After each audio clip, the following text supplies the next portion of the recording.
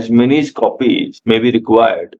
अब ये as many copies, ये मुझे लगता है अगर बेंच के पास जा रही है जहां पर 2 जज हैं तो 2 कॉपीज उनके लिए, एक वो शायद उनको भेजेंगे रेस्पोंडेंट को, वहां 3, मतलब इसमें नंबर ऑफ कॉपीज लिखा हुआ नहीं है। मतलब हाई कोर्ट में मान लीजिए, हाई कोर्ट में जितनी कॉपीज जाती होगी उतनी कम से कम कॉपीज यहाँ भी जाती होगी।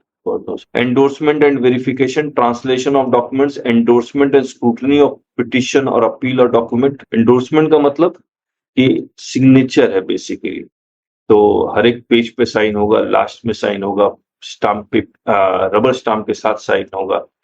ये सब हमने कर लिया था।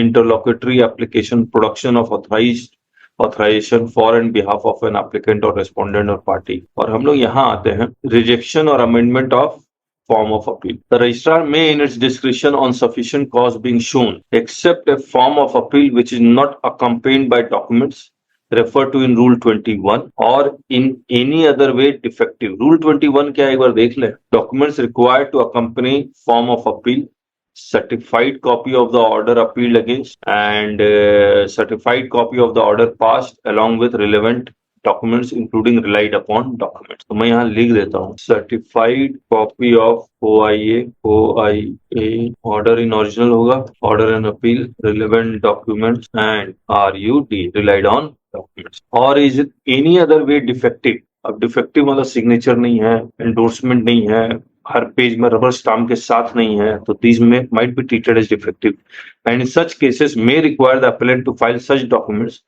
or as case may be make necessary amendments within such time as it may allow, which may in any case not exceeds 30 days. The registrar may reject the form of appeal if the document referred to therein are not produced or the amendments are not made within the time limit allowed.